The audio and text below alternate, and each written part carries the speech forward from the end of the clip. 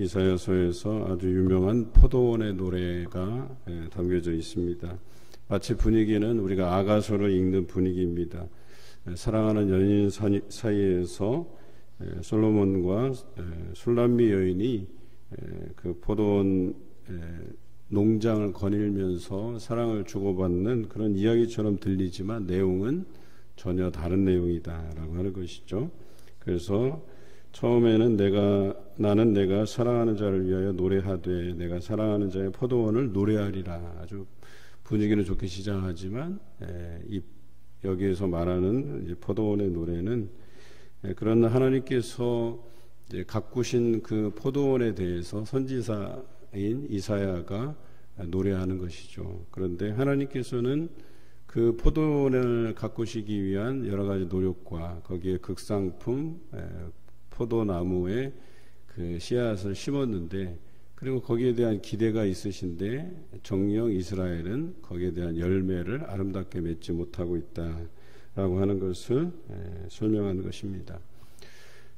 그래서 여기 흔히 말하는 포도나무, 뭐 감람나무 또는 뭐 우리가 무화과나무, 이런 나무들은 하나님께서 좋은 제목으로 여기시는 나무들이에요. 그러니까 이런 나무들을 심었다라고 하는 것은 거기에 대한 기대가 있으시다, 이런 표현이죠. 그런데 가시나무 같은 것들은 뭐 기대할 가치도 없는 거죠. 쓸모없는 나무로 비유를 들기 때문에 그렇습니다. 그런데 우리 스스로가 그러면 좋은 나무냐? 그렇지 않다는 거예요. 그래서 우리는 예수 그리스도를 통해서 접붙임 바 되었다, 이런 표현이죠. 그러니까 우리는 근본적으로 우리 안에 죄성이 있기 때문에 좋은 나무가 될 수 없는 제목이에요. 그런데 하나님께서는 극상품 포도나무로 우리를 심으셨다라고 하는 표현은 예수 그리스도에게 접붙였다, 이런 표현이에요. 그래서 우리가 좋은 나무가 될 수 있는 것이죠. 그런데 그 극상품 포도나무 안에서 예수 그리스도에게 접붙임 바 되어서 좋은 열매를 맺어야 되는데 그렇지 않다는 거예요. 그렇게 살지 못했다, 이런 표현을 오늘 이사야서 5장에서 하고 있습니다. 또 하나님의 노력은 그 극상품 포도나무를 심은 것뿐만 아니라 망대를 세우고 그 안에 술틀을 파고 또 좋은 포도 맺기를 바라셨다라고 하는 것이죠.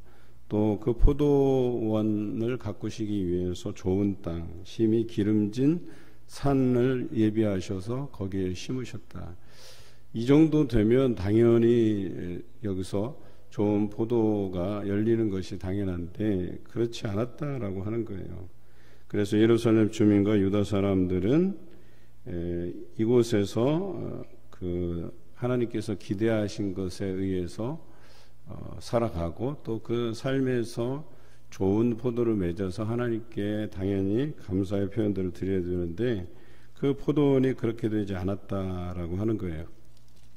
그때 이 포도원의 주인이신 하나님께서 어떻게 하시느냐, 5절에 나와 있죠. 이제 하나님께서 그 울타리를 걷어서 먹힘을 당하게 만드시겠다. 그 담을 헐어서 짓밟히게 만드시겠다. 그리고 그것을 황폐하게 하시겠다. 또 가지를 자름과 북을 돋우지 못하여, 여기서 북을 돋우지 못한다, 이런 표현은 이제 괭이질이 안 된다, 이런 거예요. 그 땅을 굳게 했다, 이런 표현입니다. 또 찔레와 가시가 나게 되죠. 당연히 거기에 거기에 필요한 가지치기도 해줘야 되고 그런 잡초들도 뽑아줘야 되고 관리가 돼야 되는데 여기 관리가 되지 않는 거예요. 관리가 되지 않아서 찔레가 나고 가시가 나서 그것으로 인해서 열매가 제대로 자라지 못할 것이다 라고 말씀하신 것입니다. 뿐만 아니라 구름에게 명하여 그 위에 비를 내리지 못하게까지 하셨다. 그러니까 이스라엘이 하나님 앞에 온전히 행하지 못하였기 때문에 그 하나님께서 돌보셨던 망대를 세우고 술틀을 파고 좋은 땅에 심고 또 예수 그리스도라고 하는 그것에 이렇게 접붙이게 하셨는데도 불구하고 우리가 그 좋은 열매를 맺지 못하였기 때문에 거기에 대한 모든 혜택들을 다 거두어 가시겠다, 이렇게 표현한 것이죠. 물론 예수 그리스도에게 접붙임 바 되었다라는 표현은 이제 우리 지금 현대를 살아가는 우리에게 표현되는 언어고요. 여기서는 뭐 아직까지 예수 그리스도가 등장하지 않았으니까, 그래서 어찌 보면 하나님에게서 그 좋은 하나님의 그 신성, 하나님의 그 잠재력을 우리 안에 심어 놓으셨는데, 하나님의 형상대로 우리를 지어 놓으셨는데 그 형상대로 살아가지 못하는 것을 의미하겠지요. 7절에 물은 만군의 여호와의 포도원은 이스라엘 족속이요. 이제 그 포도원 노래에 대한 설명이 나오죠. 그가 기뻐하시는 남은 유다 사람이라. 그들에게 정의를 바라셨더니 도리어 포악으로 돌아왔고, 또 그들에게 공의를 바라셨더니 도리어 부르짖음이었다라고 오늘 성경이 기록합니다. 정의와 공의를 바라셨지만 피가 뒤덮이고 또 그 상황에서 많은 고통당하는 사람들이 생겼다, 이런 표현이겠죠. 뿐만 아니라 이 8절부터 이제 마지막 절까지는 그러면 이 유다 사람들이 어떤 포악한 일을 행했는지에 대한 구체적인 설명이 나옵니다. 특히 6번에 걸쳐서 화 있을진저, 그러니까 이런 사람이 화를 입을 것이다, 하나님의 진노의 날을 경험하게 될 것이다, 이렇게 표현하고 있어요. 그런데 이 6가지 화 중에서도 크게 3가지로 나눌 수 있어요. 그 첫 번째가 8절부터 이제 12절까지가 나옵니다. 2가지 화에 대해서 나와요. 8절에 홀로 거주하려 하는 자들 화 있을진저, 가옥에 가옥을 이으며 전토에 전토를 더하여, 그랬어요. 내 땅이 있는데 남의 땅까지 붙여먹겠다, 이런 표현이에요. 그러니까 나에게 주신 분복이 있는데 그것에 불만족해서 다른 사람의 분복까지 다 빼앗아 버린다, 이런 표현이에요. 가옥에 가옥을 잇고 전토에 전토를 잇는다는 표현이. 집, 땅, 그래서 내가 가질 수 있는 것들 주변의 이웃들로부터 내가 다 뺏는다, 이거예요. 뭐 뺏는다는 방식은 간단하죠. 많은 돈을 빌려주고 또 이자를 높게 쳐서 이자를 갚지 못하면 자식들, 또 나중에는 그들이 소유한 것까지 다 빼앗아 버리는 거죠. 우리가 이것은 바벨론 포로기에서 돌아왔을 때에 그 이자놀이하는 사람들로 인하여서 유다 형제들이 고통당하는 모습을 보고 느헤미야가 자신의 그 사례를 받지 않음으로 인해서 많은 사람에게 사회 개혁에 동참할 것에 대해서 이야기하잖아요. 이자놀이 하지 마라. 또 땅은 하나님의 것이기 때문에 희년이 되면 돌려보낼 것이다, 뭐 이런 여러 가지 이야기들을 하게 되죠. 오늘 여기에서는 그런 하나님의 말씀을 완전히 무시한 사람들의 처사를 이야기해요. 그런데 이런 사람들이 아무리 큰 집을, 또 많은 집을 소유하고 많은 땅을 소유한다 할지라도 하나님께서는 여기에서 나는 것들이 없게 하시겠다, 그러는 거예요. 10절에 보니까 열을 가리 포도원에 겨우 포도주 한 바트가 나겠다 그랬어요. 열을 가리, 그러니까 소가 이렇게 열흘 동안 갈아서 이렇게 밭을 이룬다는 거죠. 그런 큰 밭이라는 뜻이에요. 큰 밭에 포도원을 갖구나 그곳에서 한 바트의 포도주가 날 뿐이다. 한 바트는 뭐 한 바구니 정도, 한 20리터 정도 되는 그 정도를 이야기합니다. 뿐만 아니라 한 호멜에 종자를 뿌려도 간신히 한 에바가 난다 그랬어요. 호멜이라는 표현을 자주 이렇게 등장하게 되는데요. 당나귀에다가 실을 만한 무게, 이런 뜻이에요. 그래서 한 가마니에서 한 2가마니 정도, 여러분들은 뭐 일본 농사를 짓는 분도 계시니까 아마 대략 가늠해 보실 수 있을 것 같아요. 그 호멜이라는 단어, 그 단위가 당나귀에다 실을 수 있는 무게예요. 그러다 보니까 한 가마니 또는 한 2가마니까지 가능할 거예요. 그 정도의 종자를 뿌렸다고 하면, 흔히들 이제 농사 짓는 분들이 잘 아시겠지만 종자를 뿌리면 그거보다 적게 나와요, 아니면 많이 나와요? 많이 나오는 게 기본적인 상식이잖아요. 그런데 여기서 보면 한 가마니에서 한 2가마니 되는 종자를 뿌렸는데, 그래서 더 많은 열매가 날 줄 알았는데 한 에바가 난다 그랬어요. 에바도 바트하고 비슷해요. 그래서 한 20리터, 한 바구니 정도.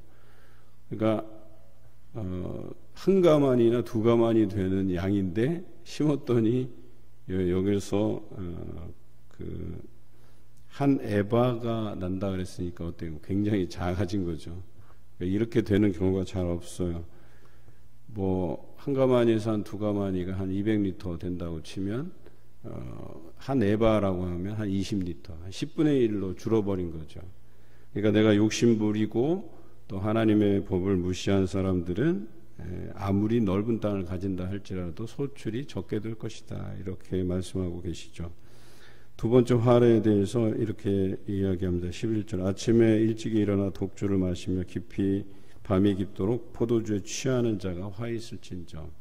그런데 앞에서 말한 그 많은 집, 많은 땅덩어리를 가지면서 홀로 거주하려 하는 자와 또 이렇게 독주를 마시고 밤 깊도록 포도주에 취하는 자들, 그러니까 술독에 걸린 사람들이에요. 그러니까 술독에 빠진 사람들. 그런데 이런 사람들을 어떻게 표현하고 있냐면 12절에 여호와께서 행하시는 일에 관심을 두지 아니하며 그의 손으로 하신 일을 보지 아니하는도다. 그러니까 하나님에게 관심이 없는 거예요. 그냥 자기 멋대로 살아가는 사람들을 의미한다는 거죠. 이런 사람이 화 있고 또 이런 사람이 어떤 일을 행하여도 그 소출이 적을 것이다, 이렇게 이야기합니다. 그리고 13절에 이런 사람들을 무지하다 이렇게 표현하고 있어요. 그런데 심지어 어떤 사람이에요? 그냥 이방인들이 아니에요. 내 백성이 무지함으로 말미암아 그랬어요. 하나님께서 포도원을 일구셨어요. 이스라엘에게 기대하는 바가 있어요. 유다 백성들에게 기대하는 것이 있어요. 그런데 그 기대에 못 미쳐서 결과적으로는 소출이 적을 것이고 너무 무지해서 그들이 사로잡힐 것이고 귀한 자는 굶주릴 것이고 무리는 목마를 것이다. 또 수월이 욕심을 크게 내어 한량 없이 그 입을 벌린즉 그들의 호화로움과 그들의 많은 무리와 그들의 떠드는 것과 그 중에서 즐거워하는 자가 거기에 다 빠질 것이다. 지옥에 다 빠질 것이다, 이렇게 이야기하고 있어요. 이런 상황에서도 하나님께서는 공의로우셔서 그로 인하여서 고통받는 자들, 즉 17절에 보면 어린 양 혹은 유리하는 자, 이렇게 표현하고 있어요. 그 어린 양이라는 표현들은 연약하여서 자기 먹을 것을 자기가 찾아 먹지 못하는 연약한 자들, 그들이 돌봐야 되는데 돌보지 않고 오히려 그들에게 빼앗으려고 한 자들, 그래서 그 연약한 자들을 초장에서 풀을 먹게 할 것이고, 유리하는 자들, 다 빼앗겨서 이제 방황하며 떠돌아다니는 그 떠돌이들을 돌아오게 하셔서 그 부자들, 소위 말해서 앞에서 언급한 대로 가옥에 가옥을 잇고 전토에 전토를 잇는 사람들, 이런 사람들의 땅을 빼앗아서 그들에게 주어 그들이 그곳에서 먹고 마시게 할 것이다. 이것이 만군의 여호와의 공의로움이시다라고 얘기하는 거예요. 18절부터 또 화에 대한 설명이 나옵니다. 이게 두 번째 화에 대한 설명인데요. 거짓으로 끈을 삼아 죄악을 끌며 수레 줄로 함같이 죄악을 끄는 자가 화 있을진저. 그러니까 죄악된 길로 빠지게 하고 빠지는 사람들, 자기도 빠지고 다른 사람들로 수레를 끌듯이 다른 사람들을 끌어다가 악의 구렁텅이에 빠치는 사람들, 이런 사람들이 화 있을진저라고 했어요. 그리고 이런 사람들을 어떻게 표현하고 있냐면 이스라엘의 거룩한 이는 자기의 계획을 속히 이루어 우리가 알게 할 것이라. 그러니까 하나님이 계시면 우리의 이 악함을 보고 하나님께서 오셔서 빨리 우리를 끌어내시든지 선악간에 판단하셔서 해야 될 것 아니냐. 그런데 우리가 이렇게 악한 일을 일삼아도 아무런 일이 벌어지지 않는 것을 보니까 하나님은 안 계시다 이거예요. 그래서 하나님 계시면 나와서 이 부분에 대해서 한번 하나님의 공의로우심을 드러내 보시라는 거예요. 이런 교만하고 건방진 그런 이스라엘 사람들이 있었다는 거예요. 이런 사람들이 화를 입게 될 것이다 그랬어요. 그리고 세 번째 부류는 이제 20절부터 나오는 세 가지 화에 대해서 설명하고 있죠. 20절에는 악을 선하다 하며 선을 악하다 하며 흑암으로 광명을 삼고 광명으로 흑암을 삼고 쓴 것으로 단 것을 삼으며 단 것으로 쓴 것을 삼는 자들이 화 있겠다 그랬어요. 그러니까 거짓으로 선하다라고 하는 것을 대체하는 사람이에요.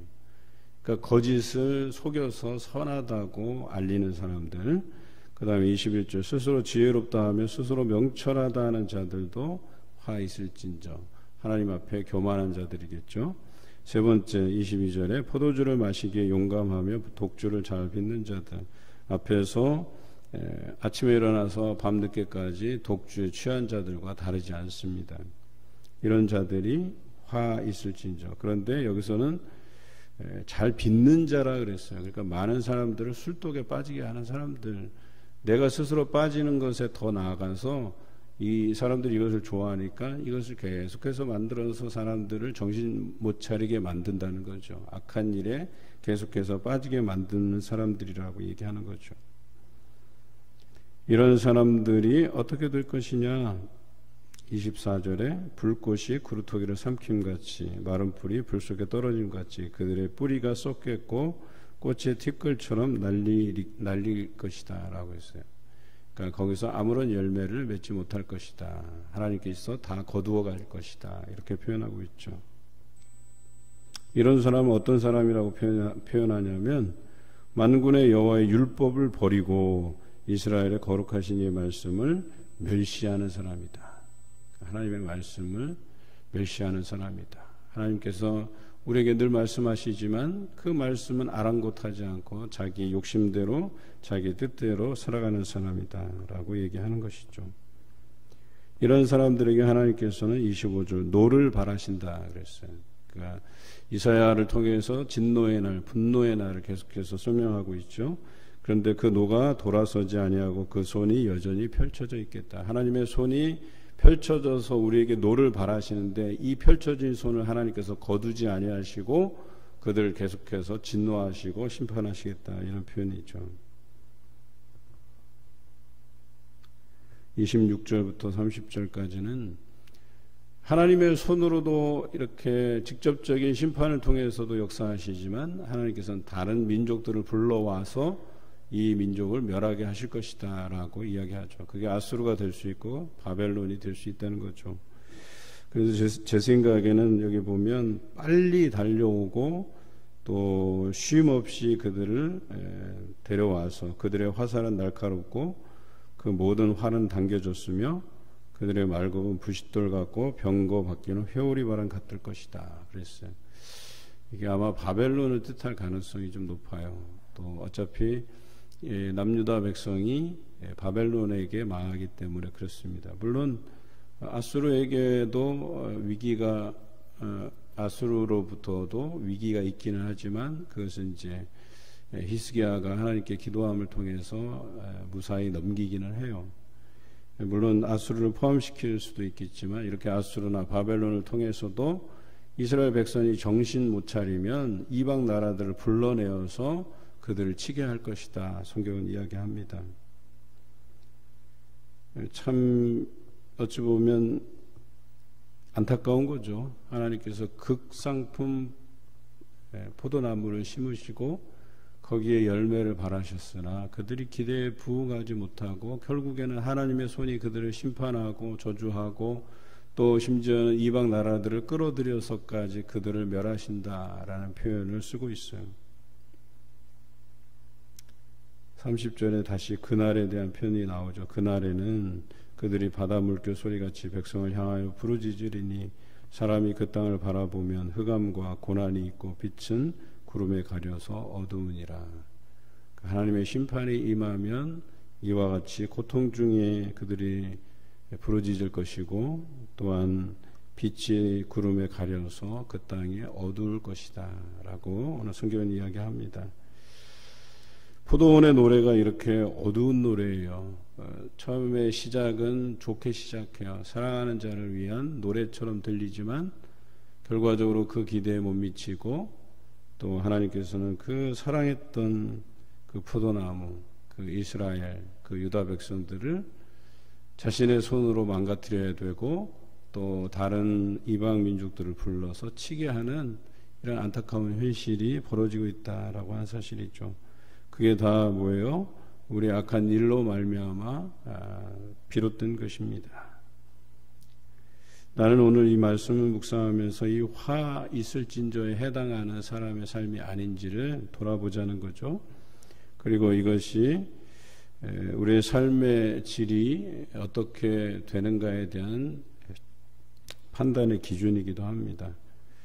우리는 기억하셔야 될 게 우리 스스로가 좋은 포도나무가 아니었다는 사실이에요.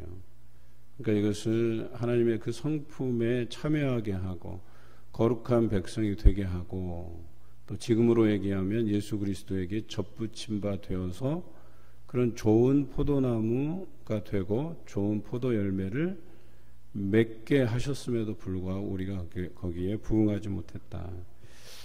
어찌 생각하면 당연한 결과이기도 해요. 우리가 4절에서도 얘기했지만 우리 인간의 역사가 어리석고 다시 반성하고 회개하고 하나님께서 은혜와 은총을 내려주시면 또 얼마간 그렇게 살아가다가 다시 교만해져서 또 이기적이어서 또 죄를 짓게 되고 이런 반복의 역사를 살아가는 것이 어찌 보면 당연할 수도 있겠다는 생각이 들어요. 그러면 이런 삶이 반복적으로 사라지는 것을 끊어내기 위해서 해야 될 게 뭐예요? 경성함으로 깨어 기도하는 수밖에 없다는 거예요. 우리 스스로 안 되기 때문에. 그래서 하나님의 인도하심에 맡겨드리고 또 예수 그리스도의 삶을 본받고 그대로 살아가기를 힘쓰지 아니하면 우리는 언제든지 여기서 말하는 6가지 화의 모습, 화를 당하는 자들의 모습과 다를 바가 없다. 오늘 성경은 이야기합니다. 오늘 이 말씀 묵상해 가시면서 오늘 하루도 화 있는 모습이 아니라 하나님께서 심으신 원래의 극상품 포도나무처럼 좋은 열매를 맺어 가시는 여러분 되시기를 주님의 이름으로 기원합니다.